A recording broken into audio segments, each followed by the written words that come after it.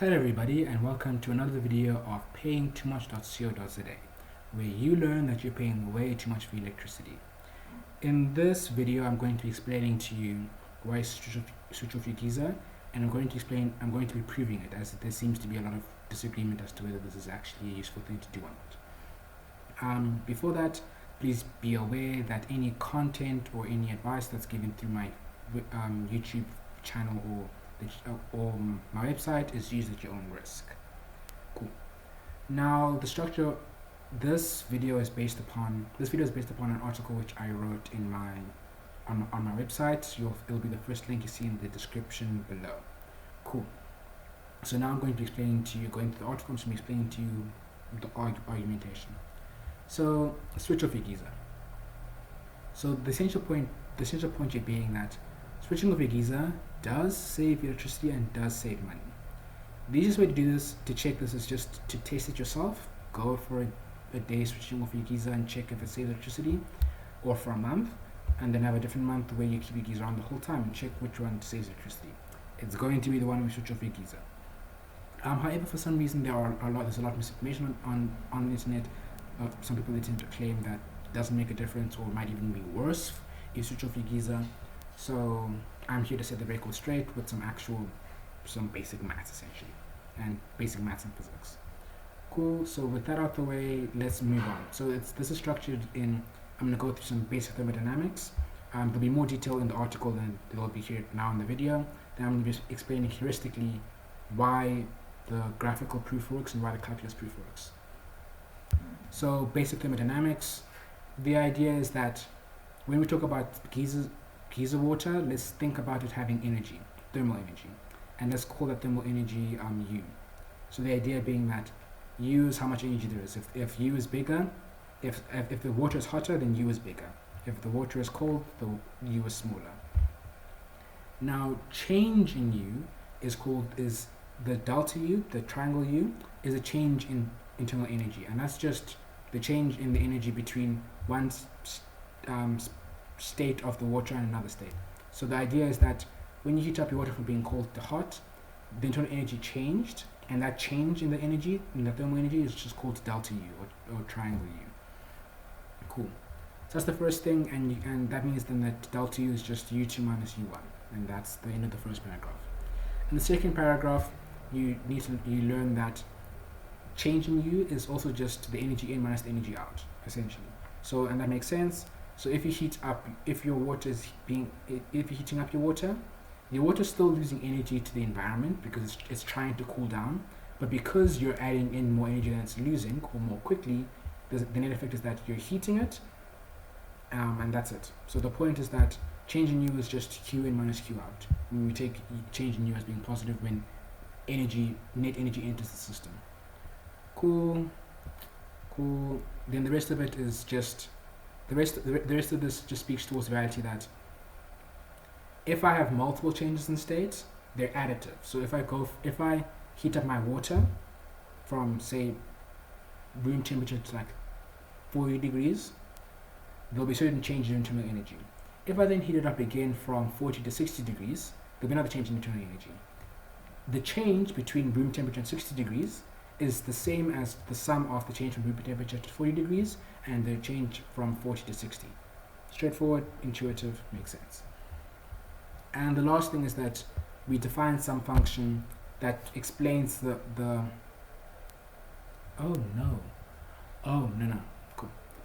The next, so that's that. So changes into energy are additive.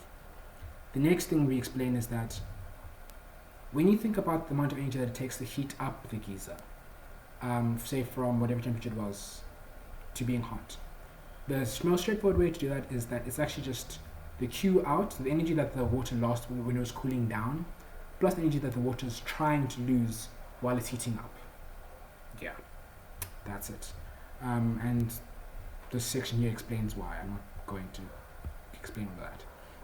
And the last part is that there is a function, just to find some function called LT, and LT is a function of is a function that is for how much energy the water is trying to lose. So we all have the experience of a really hot fire is giving off heat, right? And that heat is just the rate at which electricity is, and the rate at which energy is is exiting the fire.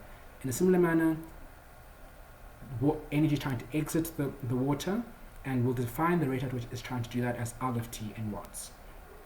The actual structure of I of t doesn't matter, but importantly, it must be that if the temperature is higher, then the rate at which the system is losing energy is higher. That's straightforward, and that aligns with the experience of the majority of our lives, and also aligns with the reality of a geyser.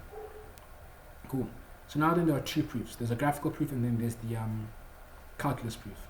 So on the graphical proof, so what I do there is I draw the blue line. Line A is just the temperature of the geyser if you keep it on the whole time and you keep it at a constant temperature, right? So the idea is that you're keeping it on constantly at 80 degrees Celsius, so it's just staying there the whole time. The orange line, line B, is if you let it cool down and then heat it up again. So you let it cool down 20 degrees Celsius, then heat it up again to 80, and then let it go up and down, up, down, up, down. Cool. Obviously, this is assuming that you don't want hot water right now. So this is about if. What about this? This is in that interlude between when you wanted hot water and when you don't want hot water.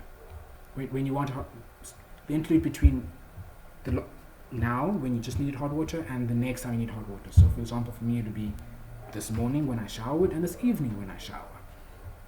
Cool.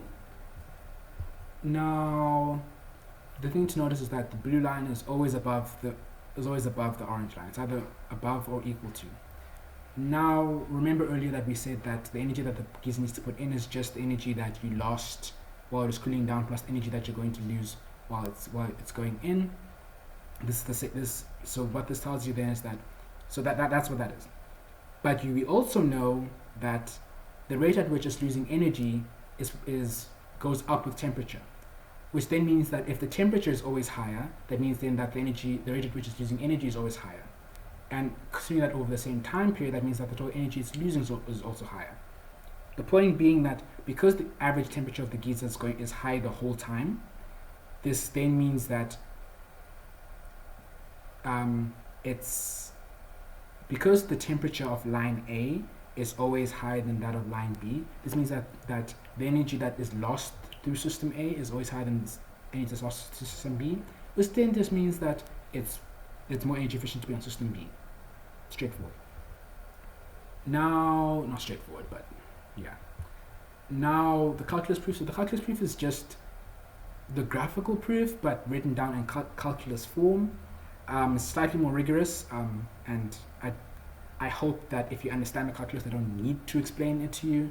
Yeah, so just if you understand the calculus, read it. Straightforward. Cool. And in conclusion, this proves that it's cheaper to switch off your geyser. So switch off your geyser. Done. Please make use of. Please consider looking at other articles that I have on the website, and also there are videos that I have on municipalities. So perhaps there'll be details on your particular electricity tariffs, and you will learn that you're not paying too much for electricity, or that you might actually be, and that you can save. That is all, and let's stop the swindling.